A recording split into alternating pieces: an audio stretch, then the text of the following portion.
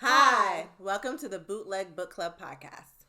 I'm Felicia. And I'm Sam. Today we are reading Happily Ever Afters by Elise Bryant. I'm so excited to talk about this book. Yes. It gave me the same feeling I had when I was reading Legendborn, so I'm truly excited. Okay, that's great. Do you want to jump into about the author? Yes, I would love to. So, a little bit about the background. She was born and raised in Southern California, which is like the backdrop of also this book setting. She was a Africana Studies major, graduated from California State, and she has a master's in special education from Loyola Marymount University, and then she became a special education teacher. This was Elise Bryant's debut novel, and her next novel is One True Love. And there was a little sneak peek in the back, which I started to read, but we can talk about that when we get into the deep dive. Okay. So going into the book look, this, I think right off the bat, you can kind of tell it's a YA young adult book. It's very colorful. I loved the girl with the mini afro. It was very very much so felt like, oh, I want to know what she's thinking. Made me think about Hey Brown Girl in that sense that like I looked at the cover and was like, oh, this seems cool. Yes. And I love that her laptop has a bunch of stickers, and it kind of touches on different themes that are like in the book as well. So I thought that was cool. This is a 374 pages, which I think is a solid read because it allows for a decent amount of development, I think. Yes. Okay.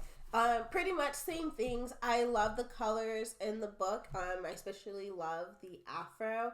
I think that has been my favorite part with the books that we've been reading. Again, covering Black women, Black girls. And black hair. It seems to be a theme in several of the books that we've actually read. Exactly. So that's been cool. Yes. And then, again, with the little touches about the book, going back and knowing what the book is about, seeing the little muffin in it, it's just so cute. It's a little reminder. Yes. Like little Easter eggs or little nuggets. Like, that's really neat. I agree. Exactly.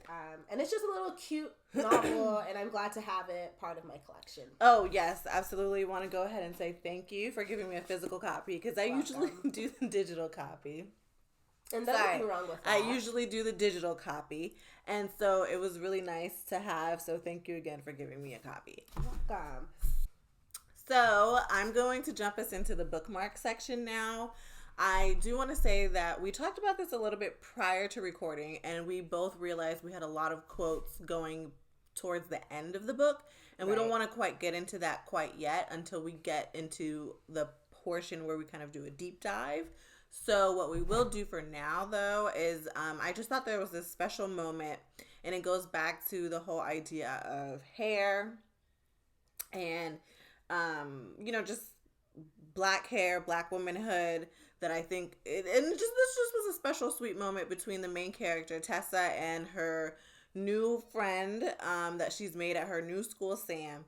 And basically, it's her first day at this new school. She tried to do a wash and go. Ladies, we know how that goes sometimes, okay? It's a struggle. Tried to do a wash and go. She woke up really early in the morning to get this done. And then she realizes that there's actually gel that hasn't totally dried right. Mm-hmm. And so Sam goes, by the way, Sam's white. He's a white guy, white boy. It's just, I know you probably would want someone to tell you so you're not embarrassed. My whole face turns red as I feel around the curls on the back of my head. Sometimes the cream I use doesn't get all the way worked in, especially if my hair is not completely dry yet. So much for the perfect wash and go. Did I get it? I asked, turning so he can check. I'm equal parts grateful and mortified, but at least it's just Hawaiian shirt Sam and not some cute guy in one of my classes. I would have curled up and died then. Not quite. Can you help me?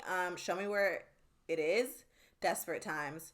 Okay, he lightly takes hold of my wrist. My heart speeds up. I'm going to move your hand to where it is. Don't worry, I won't touch your hair. I know that's not kosher.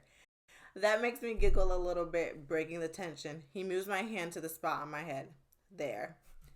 I just thought that was really cute. I loved it. I loved that moment. Didn't touch her hair, you know, just bringing up that fact that, you know, it's, you know, we don't like our hair to be touched. We're not an exhibit, but also showed how you can help someone avoid an embarrassing moment, Right. you know, like another natural hair girl. So I loved that. I thought that was a cute little moment. Yes, you could definitely be aware. I just really like also how the author talks about black hair and writes about black hair. Right. It's not something awkward. It's something natural. Right. Where awkward meaning sometimes I get this like over exaggeration of Nubian queen, goddess hair. And yes, black hair could be very magical, but sometimes it could just be very ordinary too. In a very situation, you know, I might get embarrassed if it's not completely done or fixed. So I don't know. I really like those little descriptions and connections, especially as a black girl. And they talk about it in the book too, versus in certain writings, not having to superimpose myself in certain situations, you know, because I can relate to the main character. Right. Agreed. So mine is towards the end. She is talking to Sam, who again is a really good friend in the book, and it says, you need to get out of this mindset that you don't deserve to be here. You're here for a reason. As a writer and artist, you belong here, and nothing, not some mean girl or even your own inner critic, can take that away from you. That's beautiful. Yes. Going to a new school, she's going to a new art school specifically. So the main character, Tessa, she kind of feels out of place. She feels like she didn't deserve this spot. And I think this was really relatable in a lot of circumstances when you feel that, do I belong here? The sense of belonging. It's definitely mentioned in the beginning. I had a few quotes too highlighted, but I just like this, where it not only talked about maybe having struggles with mean girls or outside sources, but also talking about your inner critic. Yeah, because sometimes we're hardest on ourselves. Exactly. Especially, I know for me, I feel that I have moments where I'm not sharing anything with people until like I think I'm perfect, or I kind of struggle with this again, inner critic within myself, where at the end of the day, if I had just a little bit more confidence, I could see what's inside of me. Okay? So, yeah. So, now let's head into POV. Favorite character, least favorite character, or pieces of the book? I have two favorite characters. Okay. First favorite character is Sam. Yep. Because, and everyday honor. Not just because he shares my name, but just because he does everything right, in my opinion. Yes. Okay. He does everything right. Yes. And loved him. I feel like he's an ally to underrepresented communities without going overboard. Right. I think he's a great listener, a great friend, and another thing, he's sure of himself. And I thought this character was a little grown up for high school, though, just because I felt like he seemed so sure of himself. But maybe that's because he had already experienced failure in a way. And so now, like at the point at which he is now, he seems to be really comfortable with himself and who he is, and tries to impart that onto Tessa, which I appreciated. Yes. I think he's very sure of himself, but at the same time, vulnerable. I think especially towards the end of the book, we realize that sometimes he doesn't have everything put together. Right. He has learned certain lessons in life that he could share with Tessa.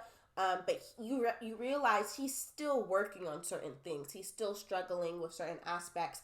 But I agree. I think he was a really good ally. I really liked certain dynamics within his character. I think there was still character development within himself. Right. I agree. With the book. And that shows to me, like, the type of writer Elise is, like, to be able to do that. Right. And then my other favorite character was Lenore, which is another new friend of Tessa's. And I just thought she was really cool. I just was like, oh, I would have loved to have a friend like that in high school. She really helps Tessa on the first day of school with little mishaps, but she's also like encouraging. Even if it's like something silly, she can be very encouraging. And I just thought she was just a fun friend to have. And I thought she was just a nice little comic relief throughout the book as well. Okay. I mean, the book is pretty comical in itself, but I don't know. I liked Lenore. Right. So, yeah, Sam was pretty much it for my favorite character. My least favorite, I would say, would be Nico. That's interesting. I thought you would say Peggy. Poppy. Poppy. You're good. I can't remember the least. That's why she's my least favorite. Because yes, she's set up to be the mean antagonist and mean girl. But there was a part I actually really didn't like certain things that Tessa did to her. Mm-hmm. And I also there's this part of you don't know people as much as you think you do, right. Tessa. So that's what it was. Learning who Poppy was and learning the true colors of Nico. And Nico just wasn't it. Trash, boo, tomatoes, all of that. Boo, tomatoes. And yeah, I also feel like I have a really good sense sometimes. I peeped it from the beginning. I think you could peep it anyways a little bit. But like to know that Nico is not the one and he was never the one. I thought it could go either way only because I feel like sometimes, especially in YA books, there's this thing that happens with going for the bad boy. Okay. So I was pretty sure as it got closer to the end of the book, but in the beginning I was like, this could go either way because we might have a character who, after writing so many romances, wants the bad boy in a sense, right. Or the cute guy, or the popular guy in a sense. So yes. Okay, and yeah, in theory, there's nothing wrong with that. But let's get down to it, right? Okay, well, let's do the deep dive in depth. Yes. Or did you mention your least favorite? I don't have a least favorite, except for Peggy / Poppy. Okay. Fair. So but I can't talk about that until we dive deeper to the deep dive. So again, let's do a little small bit about the actual book. So it follows Tessa, who is a young girl in high school, and she's transitioning to a new school for two reasons. One, her dad gets a new job and they move, right? So she has a best friend she was okay with in her old school, but she is transitioning away from that into this new art school that her mom applied her for. There's a bit tension there. She gets in for writing, specifically. She writes fiction, different things like that. There's talks about she only shares her writing though with her current best friend. So when she goes to this new school, she has this hiccup of writing anything new, going back to the sense of she doesn't feel that she belongs there. And what helps her feel belonging, I think, is meeting Sam, who is the new boy across the street. And she meets him through an incident that happened with her brother, who has disabilities. Yes, he's special needs. Yes. So that also causes a lot of tension within the book of Tessa's journey into this new neighborhood and finding a way that she fits, right? Right. So one of the bigger issues in this novel is basically, so Tessa gets accepted to this school for writing. Yes. But she realizes she can't write. She kind of loses her inspiration. Yes. And there's this whole plan for her to fall in love. Yes. That her and her best friend come up with. And I think it becomes this way for them to still keep in touch and kind of connect with each other now that they're not at the same school anymore. Yes. I do want to point out what I thought was so funny was when Tessa was looking for inspiration. This was just a callback to my high school years, and I just was like, oh, I love this. Where the author says she goes through Twilight fan fiction. She no, thank you. Reads. I thought it was interesting she said Twilight fan fiction and not Twilight, because there are some Twilight fan fictions that are definitely novel worthy, very, very good. She talks about Sarah Dessen. Yes. Which I love. I love Sarah Dessen. Actually, yes. I need to find my copy of Along for the Ride because that's coming to Netflix, but that's for another time. And then she talks about she reads and watches To All the Boys I've Loved Before, which I mean, all the romance novels that I my high school years that I loved, and so it was just really cute, and I liked that. Yes, I also loved To All the Boys I loved before and different things like that, which made me think within the book she talks about another way to get inspiration besides this like find romance plan was going back to comfort novels, right? So going back to this sense of what brings me comfort. And I think that was really lovely to secure this. Where do I feel safe as an artist, as a creative, as a person? Right. Definitely Sarah Dessen brings that to me. Yeah. I think my other type of author would be Rick Riordan. He did the Percy Jackson series. Oh, okay. Being part of that world, you kind of get, assuming, of course, it's like the same with Twilight, of, you love the characters, you find other people who love the books, and it's just this whole world created for people, and I thought that was just really nice. Yeah, no, I 100% those agree. touches that were placed in the book, again, as her as a developing writer, too, as the main character. No, I definitely agree, and I definitely loved that. I will say that when it started getting into the plan that Tessa and her best friend came up with, I was like, this is kind of childish and crazy. Yes. But then I thought about it, and I was like, these girls are in high school. And That's many what times do? That's what high schoolers do. Like, how many times did I, like, plan or think, like, if I, like, go here or dress like this or do that, like, I'm going to meet a boy, or I'm going to get a boy's number, or, like, I wanted my hair a certain way. I wanted, like, all these different things. So I kind of put myself back into that, and I was like, this is actually not that wild to think that high schoolers would come up with something like this. I didn't think it was wild. I definitely remembered my childhood, and for me and my friends and the school we went to, we just didn't connect or have anybody at our school that we felt like we could be with and have relationships with. So there was a point in high school we used to make game plans to say, when the sports teams, when the other teams would come, how are we getting these guys' attention? How are we getting Also, we had a math teacher that we were really close with, and her husband taught a basketball team.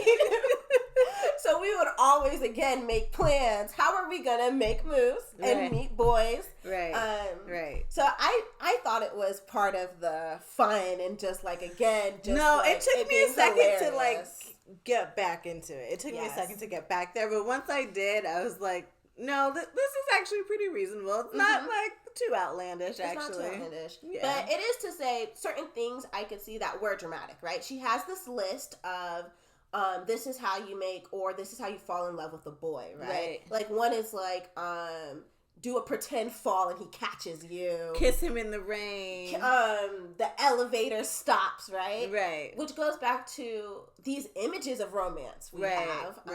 I will say, for me, Wattpad has ruined my love image. It's top tier. There's a lot of toxic romance stories that we attach ourselves to. Exactly. I think in one sense for comfort, because we kind of fall in love with the characters. Yes. But we don't necessarily realize, like, what it does to our expectations. Yes. And, like, what we hope for in a partner, or what we think will bring us to the right partner, or what situations will make it be that we can have this partner. Yes. Which I think ends up happening to Tessa, in the sense that, so even though Sam is a great guy and she finds herself more aligned to Nico, another a student who's on the writing track. He's kind of part of the elite students. His family is a founding member of this art school. Right. And he has a lot of cool things going for him. And so he becomes her, like, love interest. That's who she has made this list for. That's who she's going for. Even though, like, honestly, everything about him is wrong. He's already in a relationship. Yes. He, period. Let's stop there, because that's exactly why I feel like she had no business going for Nico. I get wanting to be desired, maybe, or wanting the chance, like, what's wrong with me having the popular boy and everything, but he's in a relationship. He's in a relationship with Poppy. So yes, Poppy's defensive, but she goes a bit far with certain things. I was gonna say she is rude. Yeah, it's not like she's a good person. She's not a good person. So that's why it makes you kind of be like, on the fence with what Tessa's doing at times. But I will say that I just feel like Poppy was rude. She didn't care about being respectful towards different groups of people. And she completely blasted Tessa's fan fiction career. Yes.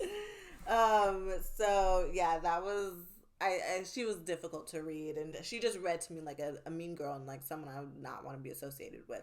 So yeah, but I just wanted to say, like, as far as Nico, he to me is like that toxic guy that we kind of read about in those Wattpad stories, and unfortunately in the Wattpad stories, that's who they end up with.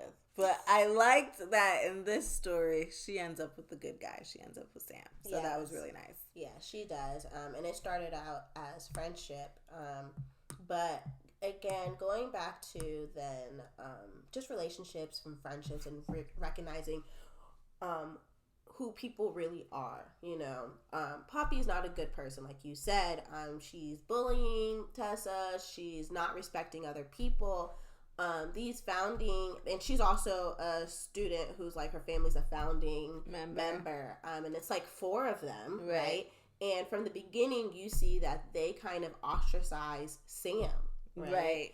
And Sam, not that his family was a founding family, but his mom is really big in the world. She is a famous chef who's on the board of the art. So he has a sense of privilege and clout within the school that you see.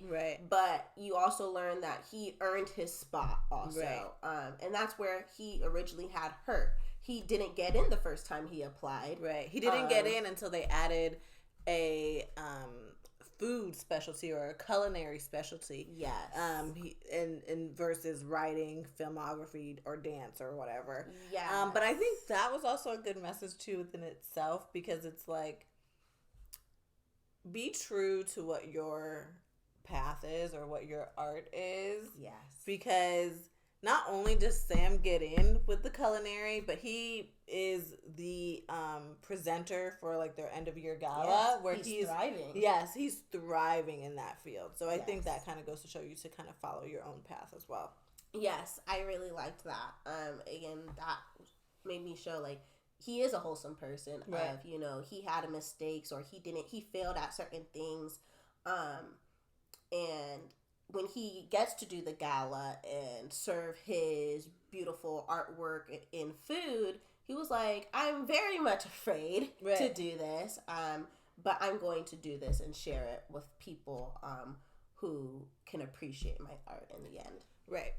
So I do want to say that I didn't have any moments that were rough to read necessarily, but I did kind of wonder why she included all that conflict between her, Tessa and her best friend from her original home. Because it just felt like, I don't know, like they were trying, and so it just kind of felt like, why are we putting this conflict in here for like development of Tessa, like to realize that she's not necessarily always a good friend, and like try to help her realize how she can become one. But I don't know, I don't want to say it was rough to read, because I guess in a way it did add to the story, but I just wondered like, why put conflict there? I guess I feel like there was already so much going on. There was a lot going on within Tessa's world. I think that's the point here, where Tessa, again, where people can be wrapped around their own world, right? Which, to a point, it's like, yes, you're the main character in your life, you know, live your life. But just don't forget, other people are living their lives too. And I think it was important to, especially when it came to switching schools, to recognize that, yes, you have a best friend, and yes, you could be friends with her still, but are you giving the same amount of energy that she is giving you? You know, where she, I think it was important to see that, again, with like just, I think from even maybe the adult point of view, if maybe I did kind of feel like, oh, this is young to have this type of like development so immediately. But yes, basically her best friend, I think it's like Caroline or something, she's trying to also share with Tessa, like, these are new things happening. This is who I'm with, who I'm dating. I'm trying to figure out if I want to have sex with him, different things like that. And Tessa's just like big decisions for high school. Yeah, and she just completely shuts down, right? And yes, maybe you could shut down, but then she didn't want to talk about it at all. Right. But then once something happened in Tessa's life, she's like, I need to share with Caroline. Right. Where just to show, like, that's not how it works necessarily. Relationships needs to be, give and take. Yeah, so I hear you. I appreciated that. I think for me, what was rough, just in general, was her trying to be friends with Nico's friends. Those moments, specifically the Halloween night, when they're trying to find this, like, world and this community of people who are, little people, not average height. And they just say derogatory terms about it. They are videotaping it for YouTube, social media, like putting this on blast, thinking that this is okay. Right. And at first, Tessa's going along with it. Maybe she says a few, like, comments of, you shouldn't say this or you shouldn't do that. But she's still putting herself in this position to do this, where it's just like, just leave. You have Sam. Sam is a wholesome person. He's a good friend. You have good friends. Like, at this point, why are you still trying to be, like, cool or in with these people? Which is, again, maybe it is a high school feeling, right. But, like, she gets caught, you know, right when she thinks she's gonna have her happily ever after, being able to kiss Nico. The police catch her, and, like, that was a whole thing of showing privilege, which I thought was important in of itself, but they were able to get out of that situation because of Nico. And I just think it emphasized his privilege, but also, like, he seemed to be so unaware and not think it was a big deal, when for Tessa it kind of is a big deal, especially being a black woman or a black girl. So yes. I don't want to I know they call it, like, the adultification of, like, black girls, so I don't want to call her a woman, for black girl. Right.